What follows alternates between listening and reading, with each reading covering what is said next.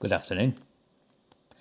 Episode 2, Samosas on Sunday the 22nd of May 2022. And please, by all means, if you value these transmissions, by all means, like the YouTube post, share the post, subscribe to the channel. I woke up this morning hearing that the MP for Oldham Western Royton was not only describing me as a racist, he was now just somehow linking me to abhorrent parties such as the EDL and Britain First. Of course, he can write what he wants on his parliamentary letter-headed paper. I am not a racist. I have never been a racist. I am a committed anti-racist, and I just have a different outlook on how we build a more inclusive society, and that's me being kind to him, I think. So that's where I'm coming from. This time last week, when I was setting out the equipment just to do the first of the samosas on Sundays, my phone started bleeping as news started coming through of a shooting in America. The shooting was in Buffalo, New York State, and it was, the young man who was arrested is a young man called PAYTON GENDRON. So PAYTON was arrested for shooting dead 10 people. He'd shot 13 and 10 of them had already died. Now, in the lead up to him committing his atrocities, he'd released a dossier of information, including a manifesto online. And in a style that is becoming all too familiar these days, he'd body cammed himself up, signed up to some social media account, Twitch I think it was, so he could film his actions, which would complement the manifesto he'd released slightly earlier. Now, what PAYTON had done was he'd gone into Google Maps and found the most densely populated black area where he could target, and that's where he headed off. So it's clearly racially motivated, and he went off to kill as many black people as possible, and his plan was to continue killing them, but thankfully, and I say that, I'm sure you understand how I say that, it could have been much worse. It could have been much worse than it was. And his manifesto makes reference to something that we all need to talk about, but none of us have the courage or the conviction, or few of us have the courage and the conviction to actually discuss and debate, which is why I believe,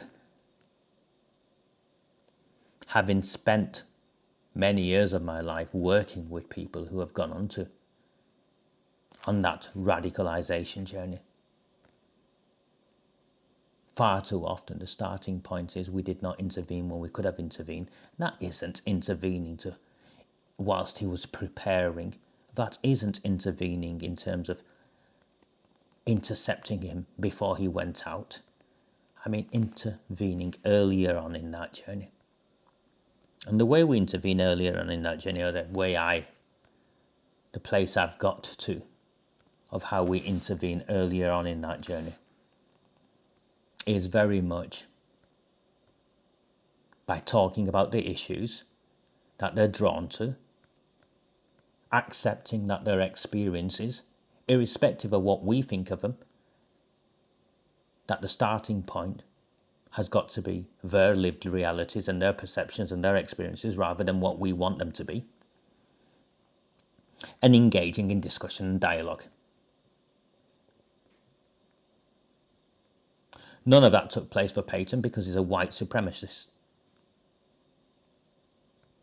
And he believed in this theory. And the theory he believed in is called the Great Replacement Theory. and people make reference to it. They claim it's the Great Replacement. What is it? It's a far-right conspiracy theory. It's a conspiracy theory, or the white supremacist conspiracy theory.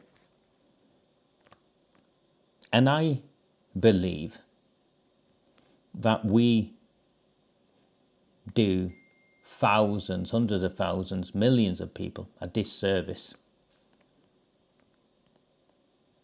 by simply referring to these beliefs as conspiracy theories.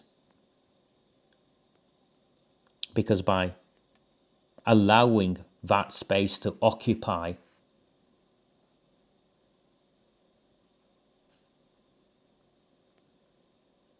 that narrative, the theory doesn't go away.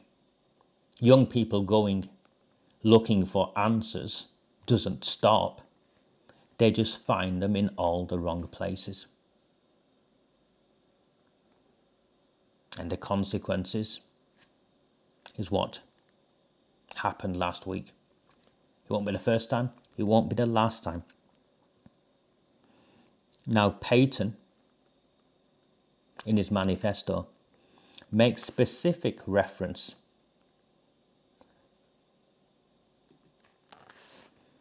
to the Christchurch shootings a couple of years earlier. They go back to 2019. So the Christchurch shootings go back to 2019. This time the white supremacist involved, the gunman, was a lad called Brenton Harrison. Christchurch, New Zealand, by the way. Yeah? Not on the top 10 list, is it, of places for terrorist atrocities. But Christchurch, New Zealand. And what Brenton had done was he was on his way to the third mosque. He'd already visited 2 and shot dead 51 people. And he was arrested. And his manifesto also made reference to this replacement theory. The Great Replacement. And the Great Replacement theory, I think, is worth discussing. And I don't think discussing it makes me a racist. Because if we are to stop the supply chain of young men finding a way of indiscriminately killing others because of an ideology, we need to unpick the fundamentals of that ideology and understand why it's taking place and what, if anything, we can do.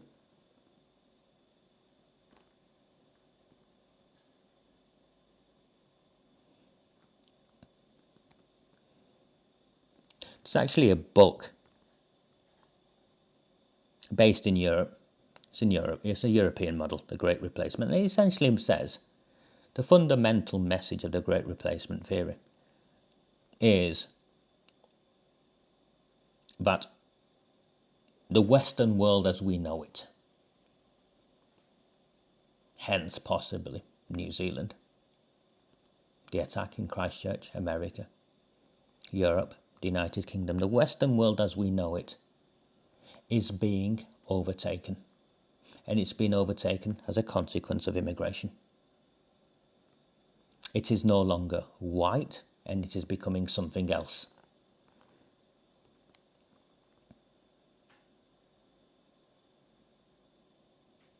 And specifically in Europe, the Great Replacement theory makes reference to Muslims and the influx of Islam. And those of you who study your history will know the war between Islam and Christianity goes back many hundreds of years. And in many ways, what is now being played out is just another front of that centuries-old conflict. And the Great Replacement theory fundamentally has the belief that they will use our democracy against us and they will take over.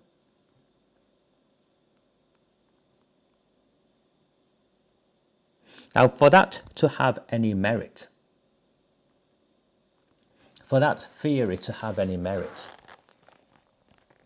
what is already taken place, what has already taken place, is that we accept multiculturalism has failed, and we accept that people who look like me and with beliefs, religious beliefs such as mine, belong to a group that want to take over.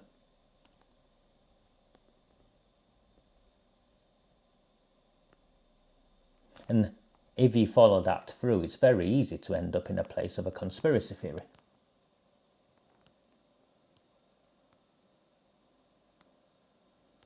And it doesn't help these people because they are white supremacists. And you don't have to scratch the surface before you find, you don't have to scratch too hard before you find that they're blaming the Jews. You know, a secret Jewish cabal is involved in taking over. And so it goes, and so it goes. But at its core, whether you like it or not, whether I like it or not, there is something that resonates, that makes it easy for young men like Payton to be drawn into that dangerous journey. They look up and they look around and they feel that what they recognize, what they value, the world that they know is changing, and the consequences of that change will leave them worse off and people like them worse off, whilst benefiting others.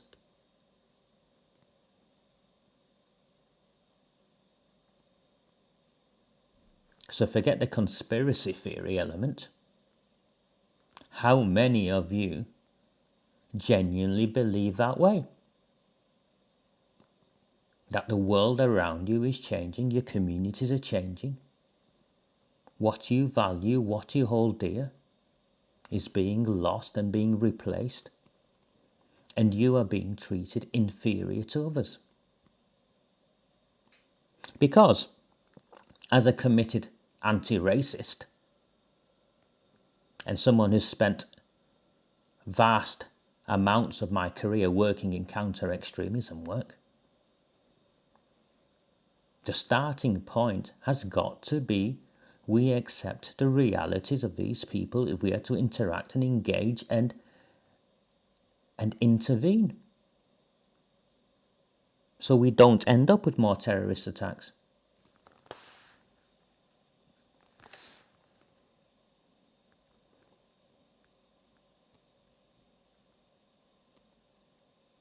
Payton won't be the first, he won't be the last. Christchurch won't be the first, wasn't the first, definitely won't be the last. The manifesto is now in the psyche of this far-right white supremacist organisations that are global, by the way. They see their common identifier as race and religion, so they're white and they're Christian. The old racist days of them seeing themselves as intellectually superior, they're gone. They genuinely see this as a clash of civilizations. And that's how they justify what they do.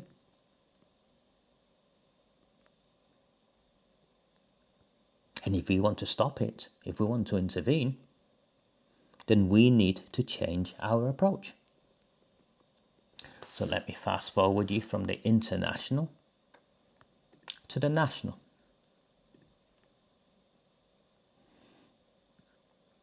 The UK's approach to countering extremism has an element to it called prevent.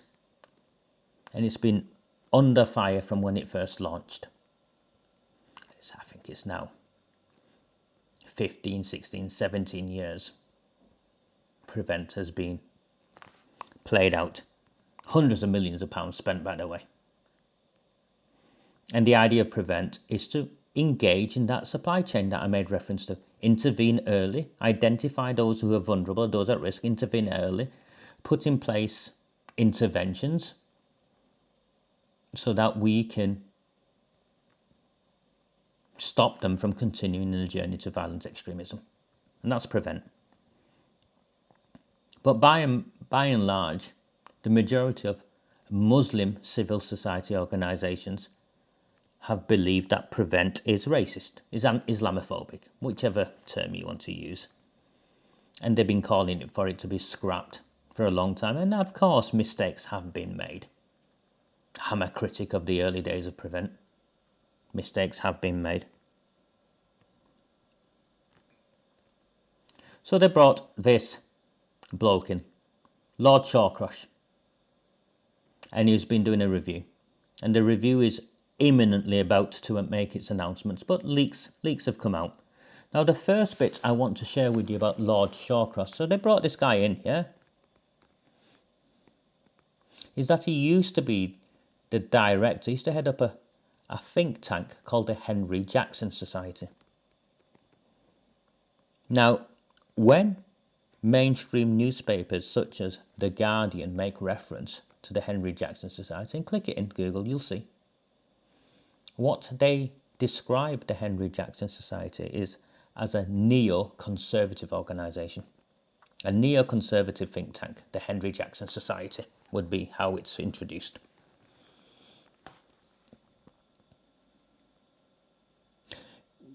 Neo is a Greek word and it means new. That's all it means. It means new and a new way of looking at something that already exists. So it's a new way of looking at conservatism, neo-conservative. But that's not what your mind or what my mind makes reference to when I hear the term neo. And it's only used in organisations like this, by the way. I've only found it used in organisations like this.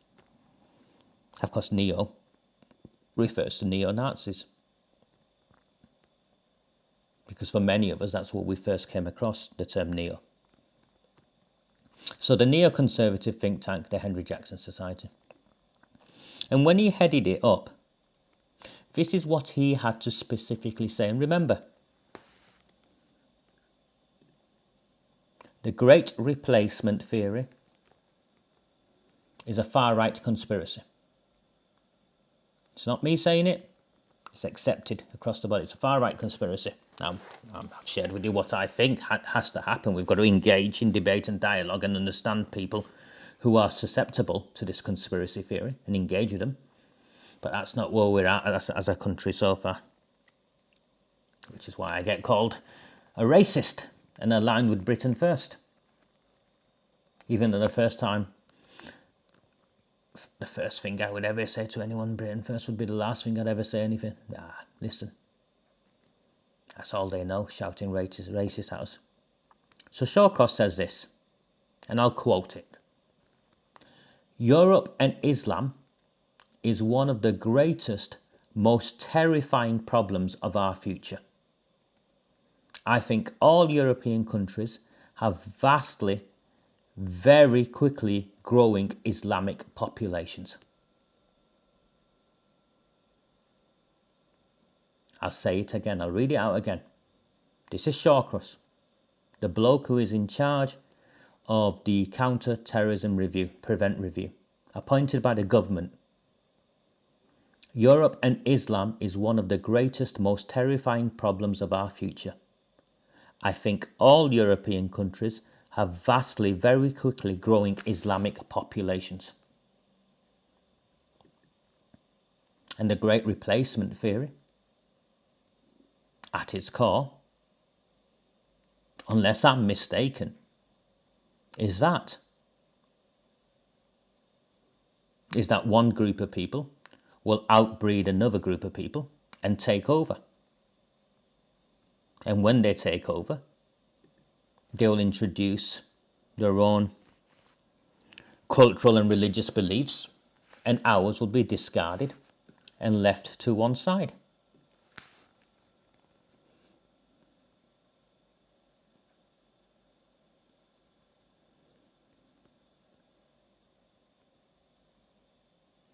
So Lord Shawcross's Prevent review, the bit's lead. And I think what I'm sharing with you is that it's a genuine issue. We need to deal with this. It's what the head of the government's Prevent review thinks. It's a genuine concern. The population dynamics in in towns like ours, in a country like ours, has an impact. However well we've managed it, we've made many, many mistakes, and in many places, most people would say we've managed it very badly.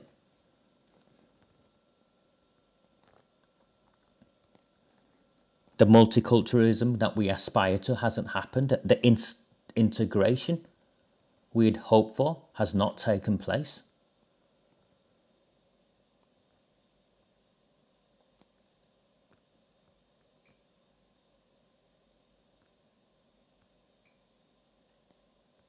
It was once described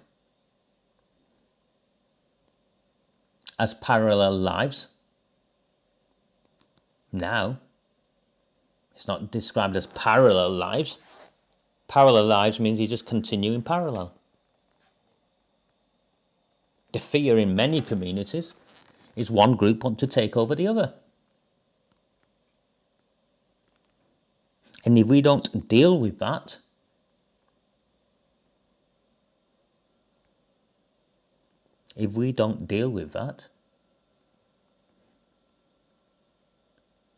then what happened in America, what happened in New Zealand, it's only inevitable that it will happen here.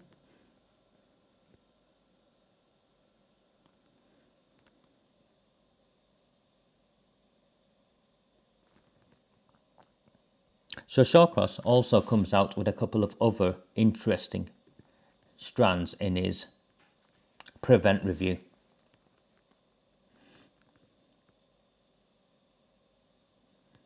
The statistics show that the majority of people in prison for terrorist-related offences in the United Kingdom are linked to Islamist extremism.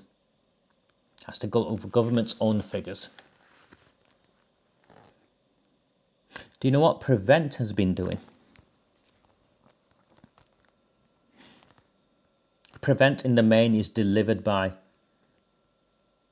local authorities, so council officers, with their voluntary sector partners, and the police.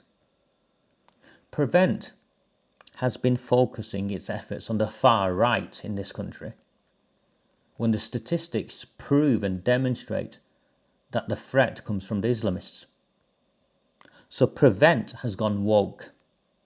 It's gone politically correct. We're spending millions of pounds focusing our efforts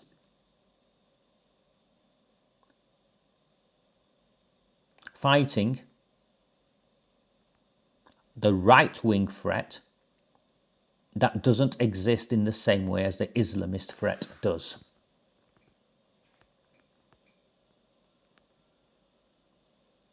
And Shawcross wants a reset. And the consequences of this will be racist, racist, racist, Islamophobic, Islamophobic, Islamophobic. That's what the consequences of this will be.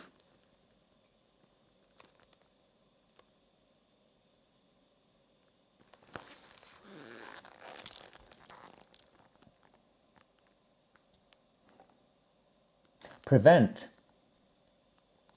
has also been used to fill the gap of services that have been cut, where young people in particular are being referred for interventions that have got nothing whatsoever to do with terrorism. They were never at risk. So it's been sabotaged in its focus on right-wing threat when it isn't there in the same way, and that's by those who design and deliver prevent interventions, the fake liberals as I call them, and those who are responsible in senior positions in the local authorities, again from the same demographic, are unfairly, inappropriately referring young people into counter-terrorism, counter-extremism funded projects to access services when they were never at risk. So they're making people into victims who are then outraged that they're being demonized as potential extremists when they never were. When the people who are making the referrals know that's the case, Prevent's been sabotaged. Our country's counter-terrorism, the Prevent programme, Counter-Terrorism Prevent, has been sabotaged by those who are responsible for managing and delivering it.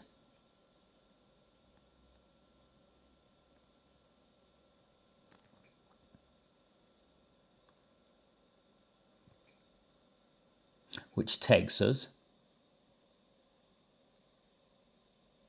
to May the 22nd. First of all, the soldier Lee Rigby,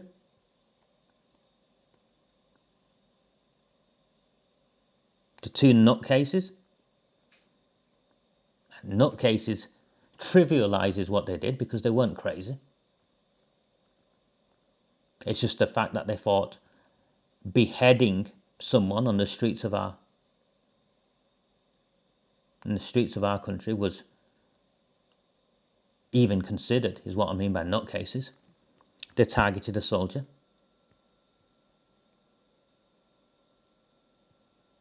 And you can argue, well, these two lads, they came in here as asylum seekers or something. They weren't born here, they weren't raised here, they infiltrated here. Again, one of the aspects of this great replacement.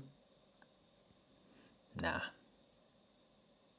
Because then we had Salman Abedi, the MEN arena bomber, suicide bomber, ISIS, Libyan lad, born in the United Kingdom, raised in Manchester. They hide it. They gloss over it, but it matters because it gives credence to this theory, this conspiracy theory. It gives credence to it. How can someone born in this country go to a concert with a sophisticated bomb and blow himself up, kill 22 others, injure over 200 more? His plan was to kill far more than what he did. How does that happen? Where was Prevent? In the inquiries that followed, much was made of the police officers that went on a 2-hour kebab break, unauthorised 2-hour kebab break. Much was made of the fire brigade sat outside.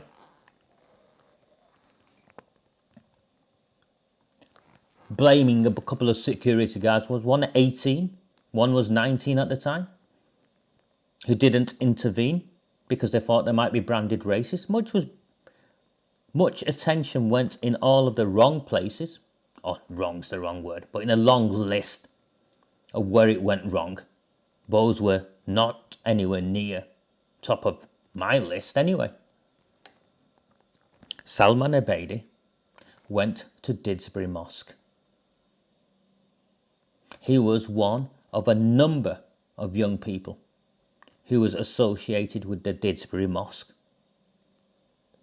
who went off to fight in Libya and found their way to ISIS.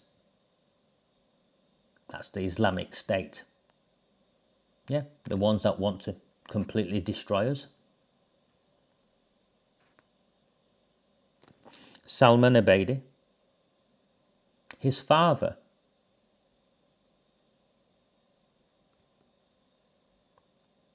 so we're clear, wasn't just like some one ordinary person in a congregation at the mosque. His father was responsible for the call to prayer on a Friday. The authorities talked it down and made it sound like it wasn't an important position, but it's one of the most symbolic positions you can have in a mosque. You don't give that to anyone. Someone with status in the community and respect in the community gets that.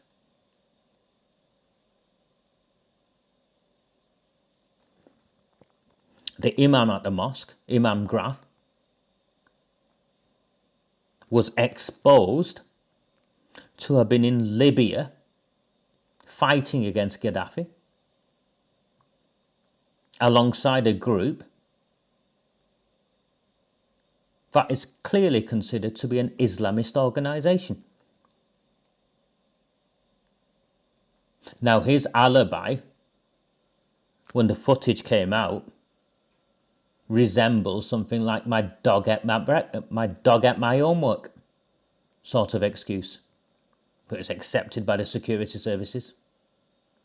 As it was, Imam Graf's call to jihad and the Mujahideen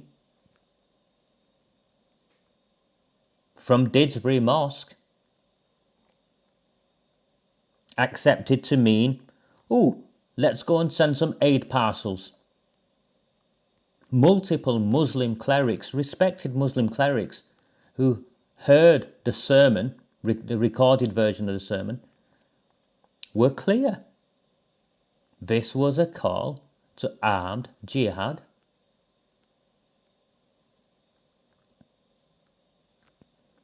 Not according to Manchester Council, not according to Greater Manchester Police, who, by the way, are responsible for, in the main, for Greater Manchester's prevent strategy. So what we've got is a situation across the Western world where what concerns us the most we dismiss as a far-right conspiracy theory and we won't talk about it, thereby creating fertile ground for white supremacists to radicalize and send out young people to commit atrocities. And then you've got a woke fake liberal metropolitan elite in charge of key interventions who buy into this. This is a racist policy, prevent, but they're now using it to level it out on an imaginary or overinflated white far-right threat that isn't there in any way the same. And then referring inappropriately Muslim young people to access services that they should be getting elsewhere. It's a complete mess. This country's counter-terrorism, counter-extremism strategy is a complete and utter mess, as it is a complete and utter mess across the Western world. America, in Europe, Australia, New Zealand. And it's simply because, at the end of the day,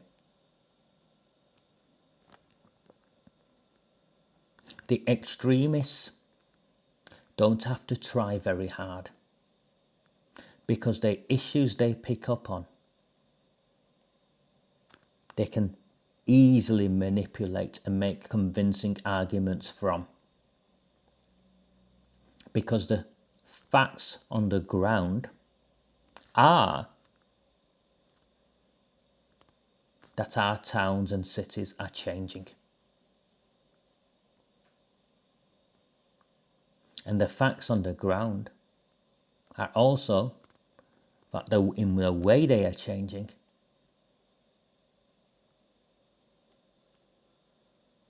some who come to live here have no intention of integrating. At best, it's leading parallel lives where they carve out their own enclaves and live separately. At worst,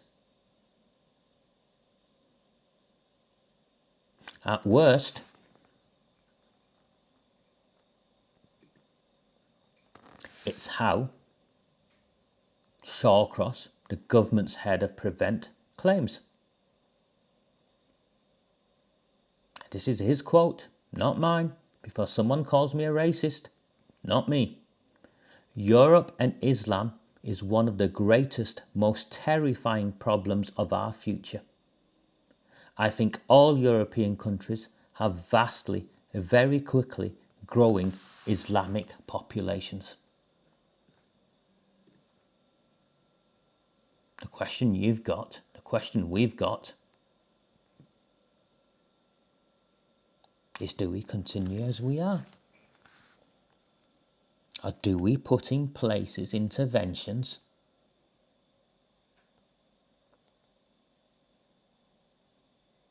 that make sure those who belong here do not feel that they are being threatened and their existence at risk?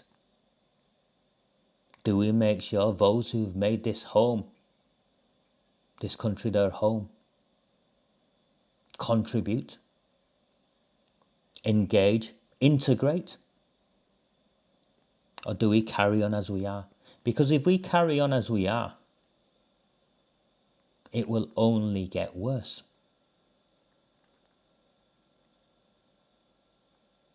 And wanting to intervene before another bomb blows off, before another child is killed, wanting to intervene before the next terrorist attack happens, doesn't make me or you or any of us racists. We know who the real racists are. Don't we, Jim?